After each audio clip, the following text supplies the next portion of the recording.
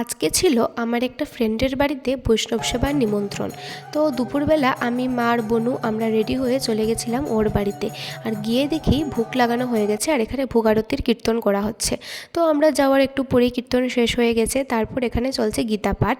আর গীতা পাঠ চলছে এদিকে, আর এদিকে আমার অন্যান্য যারা বান্ধবী ছিল, নেহা, অনামিকা, তো সবাই ওরা চলে এসেছিলো। তো আমরা ঘরের ভেতর সবাই মিলে গল্প টল্প করছিলাম। এদিকে কীর্তনও শেষ হয়ে গেছে। তারপর আমরা ভাবলাম শর্মিলার বাড়ির চারপাশটা একটু ঘুরে দেখি। ওদের গ্রামের পরিবেশ ভীষণই সুন্দর, তো অনেক দিন পর এরকম একটা গ্রামের পরিবেশে গেছি। তো ভাবলাম ওদের বাড়ির চারপাশটা একটু ঘুরে দেখি। তারপর আমরা একটু ঘুরে টুরে চলে এসেছি প্রসাদ খেতে।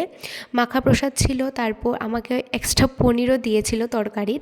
তারপর খাওয়া দাওয়া কমপ্লিট করে আমি, মা, নেহা, আন্টি আমরা সবাই মিলে বেরিয়েছি আবার একটু ঘুরতে।